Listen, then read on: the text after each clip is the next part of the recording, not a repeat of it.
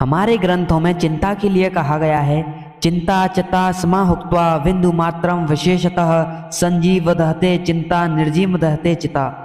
चिंता को चिता के समान कहा गया है, केवल एक बिंदु की अधिकता है। चिंता जीवित पुरुष को जलाती है और चिता मरे हुए पुरुष को जलाती है। पूर्व श्लोक में अपने शरीर के शोक जनित 8 चिन्हों का वर्णन करके अब अर्जुन भावी परिणाम के सूचक शकुनों को दृष्टि से भी युद्ध को अनौचित्य बताते हैं। भगवद गीता अध्याय 1 श्लोक 31। अर्जुनोवाच निमित्तानि च पश्यामि विपरीतानि केशव न च श्रेयोनुपश्यामि हत्वा स्वजनमाहवे। अर्जुन बोले, हे केशव, मैं लक्षणों को भी विपरीत देख रहा हूं और युद्ध में स्वजनों को भी मारकर श्रेय लाभ भी नहीं देख रहा हूं। निमित्तानि च पश्यामि विपरीतानि केशव। हे केशव, मैं शकुनों को भी विपरीत देख रहा हूं। तात्पर्य है कि किसी भी कार्य के आरंभ में मन जितना अधिक लगता है वह उत्साह उस कार्य को उतना ही सिद्ध करने वाला होता है, परंतु अगर कार्य के आरंभ में ही उत्साह भंग हो जाता है, मन में संकल्प विकल्प ठीक नहीं होते, तो उस कार्य का परिणाम अच्छा नहीं होता। इसी भाव से अर्जुन कह रहे हैं कि अभी मेरे शरीर में अवयवों को शिथिल होना, कंप होना, मुख का सूखना आदि जो लक्षण हो रहे हैं, ये व्यक्तिगत शकुन भी हैं जो ठीक नहीं हो रहे हैं। इसके सिवाय आकाश से उल्कापात होना, असमय में ग्रहण लगना, भूकंप होना, पशु पक्षियों का भयंकर बोली बोलना, चंद्रमा के काले चिन्ह का मिटसा जाना, बादलों से रिक्त की वर्षा होना आदि जो पहले शकुन हुए हैं वे ठीक नहीं हुए हैं। इस तरह अभी के और पहले के इन दोनों शकुनों की ओर देखता हूँ तो मेरे को ये दोनों ही शकुन विपरीत और भावी अनिष्ट के सूचक दिखते हैं। न च श्रेयोनुपश्यामि हत्वा स्वजनमाहवे। युद्ध में अपने कुटुंबियों को मारने से हमें कोई लाभ होगा, ऐसी बात नहीं है। इस युद्ध के परिणाम में हमारे लिए लोक परलोक दोनों का ही हितकारक नहीं दिखते, कारण कि जो अपने कुल का नाश करता है वह अत्यंत पापी होता है। अतः कुल का नाश करने में हमें पाप ही लगेगा, जिससे नरकों की प्राप्ति होगी। इस श्लोक में निमित्तानि पश्यामि और श्रेय अनुपश्यामि, इन दोनों वाक्यों से अर्जुन यह कहना चाहते हैं कि मैं शकुनों को देखूं या स्वयं विचार करूं, दोनों ही रीति से युद्ध का आरंभ और उसका परिणाम हमारे लिए और संसार के लिए हितकारक नहीं दिखता, जिसमें न तो शुभ शकुन दिखते हैं और न श्रेय ही दिखता है। ऐसी अनिष्ट कारक विजय को प्राप्त करने की अनिच्छा अर्जुन इस श्लोक में प्रकट करते हैं।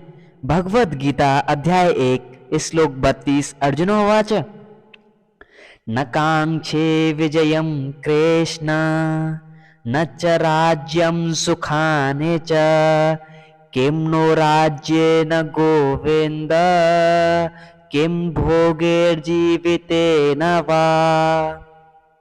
अर्जुन बोले, हे कृष्ण, मैं न तो विजय चाहता हूँ, न राज्य चाहता हूँ और न सुखों को ही चाहता हूँ। हे गोविंद, हम लोगों को राज्य से क्या लाभ, भोगों से क्या लाभ, अथवा जीने से भी क्या लाभ। न कांक्षे विजयम कृष्ण न च राज्यम सुखानि च। मान लें कि युद्ध में हमारी विजय हो जाए तो विजय होने से पूरी पृथ्वी पर हमारा राज्य हो जाएगा, अधिकार हो जाएगा। पृथ्वी का राज्य मिलने से हमें अनेक प्रकार के सुख मिलेंगे, परंतु इनमें से मैं कुछ भी नहीं चाहता हूँ, अर्थात मेरे मन में विजय, राज्य एवं सुखों की कामना नहीं है। किम नो राज्य न गोविंद किम भोगैर्जीवितेन वा।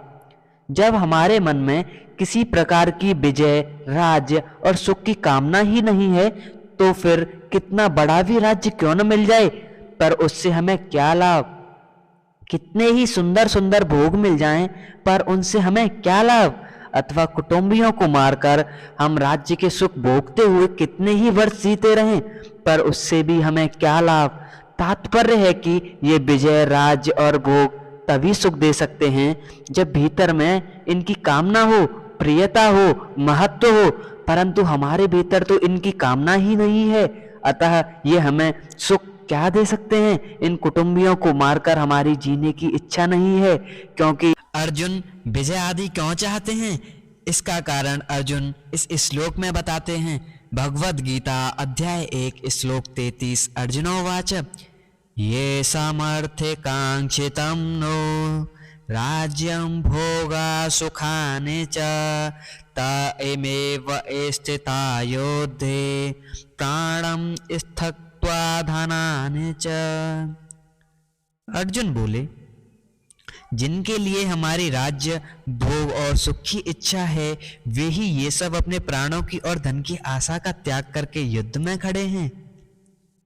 अर्जुन ये कहना चाहते हैं, हम राज्य सुख भोग आदि जो कुछ भी चाहते हैं उनको अपने व्यक्तिगत सुख के लिए नहीं चाहते, प्रत्युत इन कुटुंबियों, प्रेमियों, मित्रों आदि के लिए ही चाहते हैं। आचार्यों, पिताओं, पितामहों, पुत्रों आदि को सुख आराम पहुँचे, इनकी सेवा हो जाए, ये प्रसन्न रहें, इसके लिए हम ये युद्ध करके राज्य लेना चाहते हैं, भोग सामग्री इकट्ठा करना चाहते हैं। तमेव स्थिता युद्धे प्राणम त्यक्त्वा धनानि च। पर वे ही ये सब के सब अपने प्राणों की और धन की आशा को छोड़कर युद्ध करने के लिए हमारे सामने इस रणभूमि में खड़े हैं। इन्होंने ऐसा विचार कर लिया है कि हमें न प्राणों का मोह है न धन की तृष्णा है। हम मर भी बेशक जाएं पर युद्ध से नहीं हटेंगे। अगर ये सब मर ही जाएंगे तो फिर हमें राज्य किसके लिए चाहिए, सुख किसके लिए चाहिए, धन किसके लिए चाहिए, अर्थात इन सब की इच्छा हम किसके लिए करें। प्राणम त्यक्त्वा धनानि च का तात्पर्य है वे प्राणों की और धन की आशा का त्याग करके खड़े हैं, अर्थात हम जीवित रहेंगे और हमें धन मिलेगा, इस इच्छा को छोड़कर वे खड़े हैं। अगर उसमें प्राणों की और धन की इच्छा होती तो वे मरने के लिए युद्ध में खड़े क्यों होते। अतः यहाँ प्राण और धन का त्याग करने का तात्पर्य उनकी आशा का त्याग करने में ही है। जिनके लिए हम राज्य भोग और सुख चाहते हैं वे लोग कौन हैं, इसका वर्णन संजय आगे के इन 2 श्लोकों में करते हैं।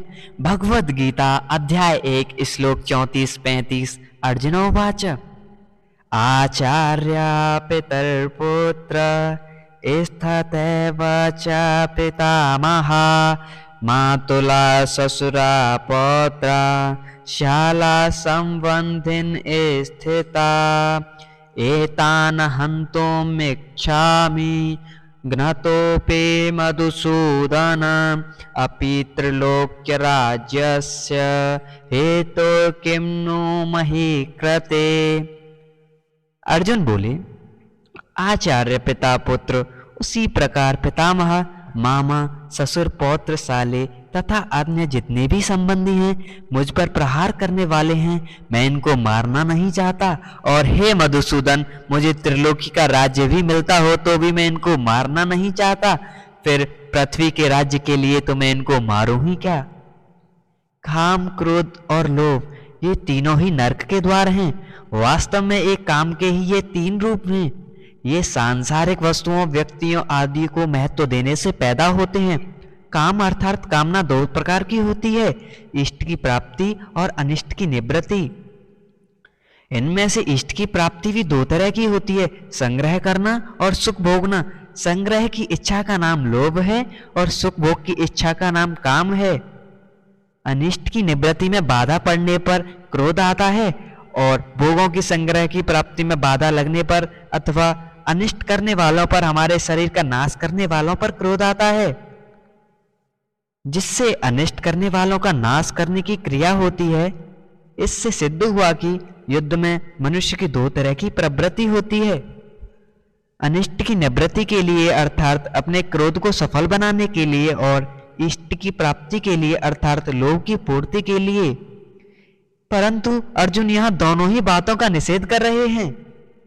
अगर हमारे ये कुटुंबी जन अपनी अनिष्ट निवृत्ति के लिए क्रोध में आकर मेरे पर प्रहार करके मेरा वध भी करना चाहें तो भी मैं अपनी अनिष्ट प्रवृत्ति के लिए क्रोध में आकर इनको मारना नहीं चाहता।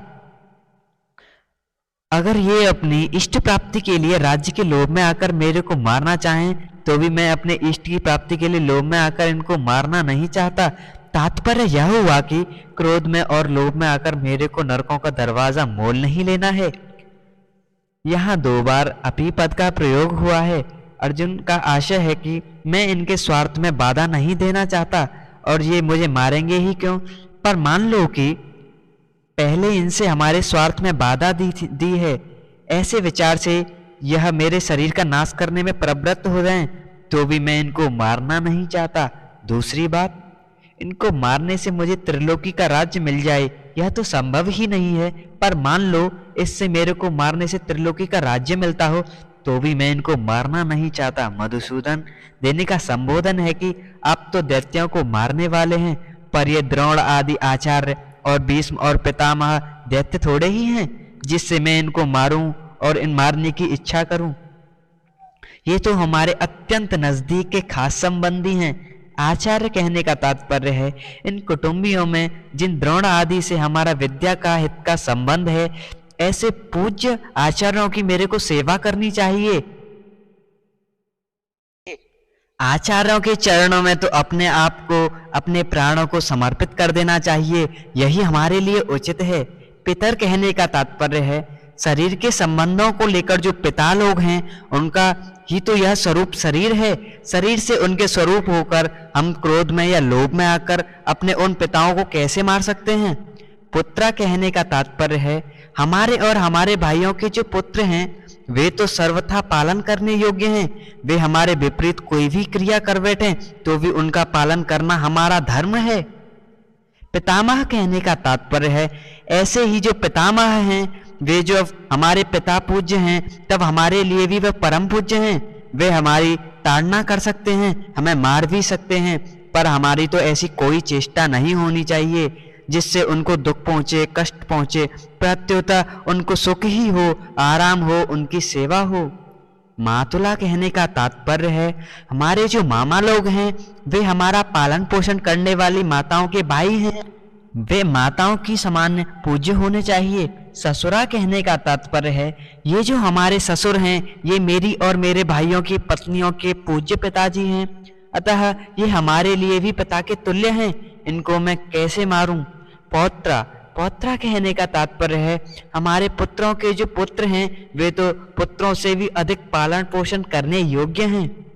श्याला, श्याला कहने का तात्पर्य है हमारे जो साले हैं वे भी हम लोगों की पत्नियों के प्यारे भैया हैं, उनको मैं कैसे मारूं और इनको कैसे मारा जाए। संबंधिन, ये जितने भी संबंधी दिख रहे हैं और इनके अतिरिक्त जितने भी संबंधी हैं उनका पालन पोषण और उनकी सेवा करनी चाहिए। इनको मारने से अगर हमें त्रिलोकी का राज्य भी मिल जाए तो भी मैं इनको मारना उचित नहीं समझता, इनको मारना तो सर्वथा अनुचित है। पूर्व श्लोक में अर्जुन ने स्वजनों को न मारने में 2 कारण बताए। अब परिणाम की दृष्टि से भी अर्जुन स्वजनों को न मारना सिद्ध करते हैं।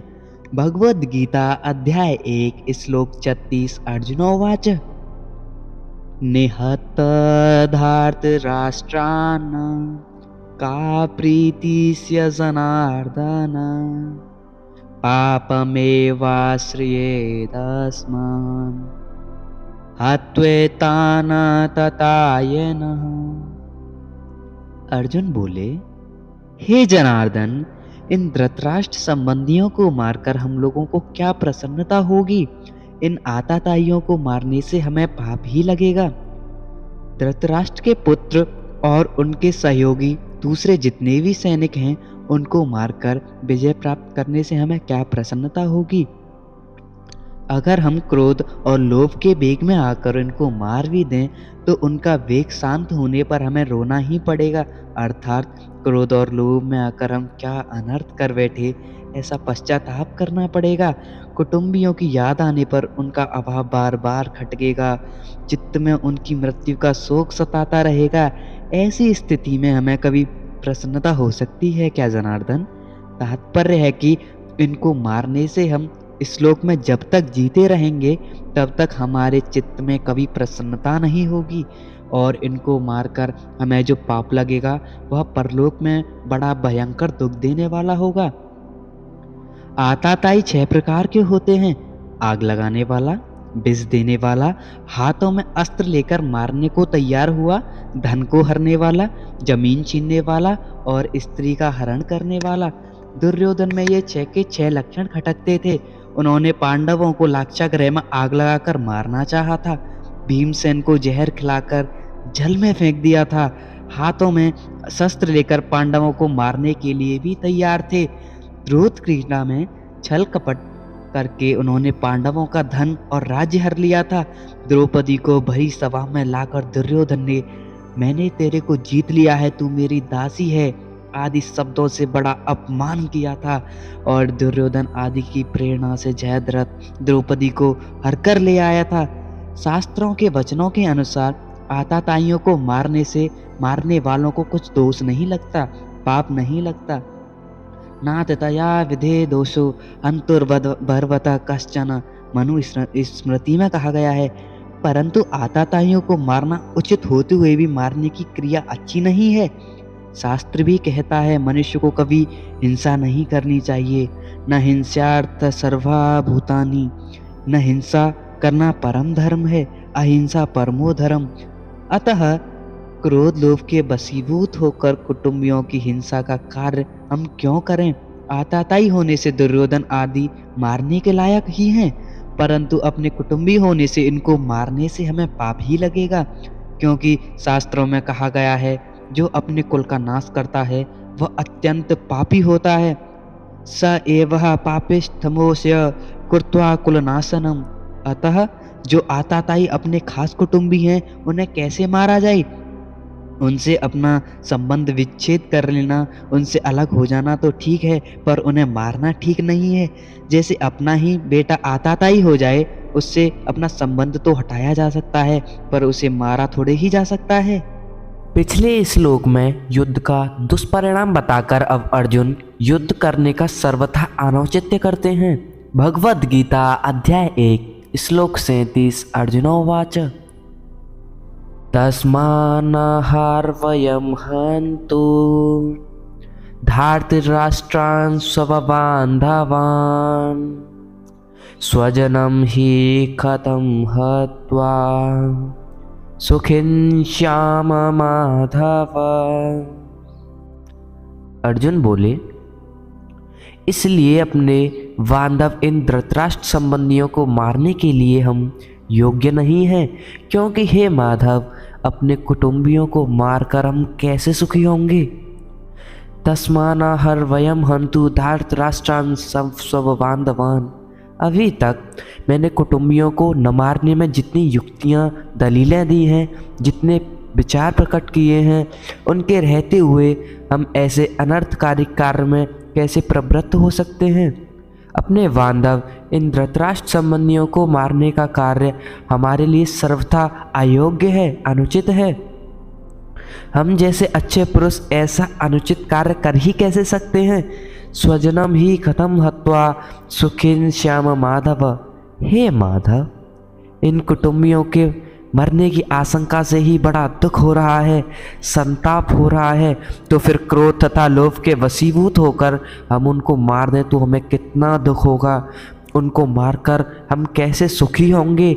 यहाँ ये हमारे घनिष्ठ संबंधी हैं, इस ममता जनित मोह के कारण अपने क्षत्रियोचित कर्तव्य की तरफ अर्जुन की दृष्टि नहीं जा रही है। कारण कि जहाँ मोह होता है वहाँ मनुष्य का विवेक दब जाता है। विवेक दबने से मोह की प्रबलता हो जाती है। मोह के प्रबल होने से अपने कर्तव्य का स्पष्ट भान नहीं होता। अब यहाँ शंका हो सकती है कि जैसे तुम्हारे लिए दुर्योधन आदि स्वजन हैं, ऐसे ही दुर्योधन आदि के लिए भी तो तुम स्वजन हो। स्वजन की दृष्टि से तो तुम युद्ध से निवृत्त होने की बात सोच रहे हो, पर दुर्योधन आदि युद्ध से निवृत्त होने की बात नहीं सोच रहे हैं। इसका क्या कारण है? इसका उत्तर अर्जुन इन 2 श्लोकों में देते हैं। भगवद गीता अध्याय 1 श्लोक 38-39 अर्जुनोवाच यद्यप्येतेन पश्यन्ति लोभोपहत चेतसाः कुलक्षयकृतं दोषं मित्रदोहे च पातकम् कथं न ज्ञेयमस्माभिः पापादस्मान् वर्तेतुं कुलक्षयकृतं दोषं प्रपश्यथ विजनार्दन। अर्जुन बोले, यद्यपि लोभ के कारण जिनका विवेक विचार लुप्त हो गया है, ऐसे ये दुर्योधन आदि कुल का नाश करने वाले होने से, दोष को और मित्रों के स्वार्थ द्वेष करने से होने वाले पाप को नहीं देख रहे हैं। तो भी हे जनार्दन, कुल का नाश करने वाले दोष को ठीक ठीक जानने वाले हम लोग इस पाप से निवृत्त होने का विचार क्यों न करें। इतना मिल जाए, इतना और मिल जाए, फिर ऐसा मिल जाए, ऐसे धन जमीन मकान आदर प्रशंसा पद अधिकार आदि की तरफ बढ़ती हुई प्रवृत्ति का नाम लोभ है। इस लोभ वृत्ति के कारण इन दुर्योधन आदि की विवेक शक्ति लुप्त हो गई है, जिससे वे यह विचार नहीं कर पा रहे हैं कि जिस राज्य के लिए हम इतना बड़ा पाप करने जा रहे हैं, कुटुंबियों का नाश करने जा रहे हैं, वह राज्य हमारे साथ कितने दिनों तक रहेगा और हम इसके साथ कितने दिन तक रहेंगे। हमारे रहते हुए यह राज्य चला जाए तो हमारी क्या दशा होगी, और राज्य के रहते हुए हमारे शरीर चले जाएंगे तो क्या दशा होगी। क्योंकि मनुष्य संयोग का जितना सुख लेता है, उसके वियोग का उतना दुख उसे भोगना ही पड़ता है। संयोग में इतना सुख नहीं होता जितना वियोग में दुख होता है, इतना सुख नहीं होता।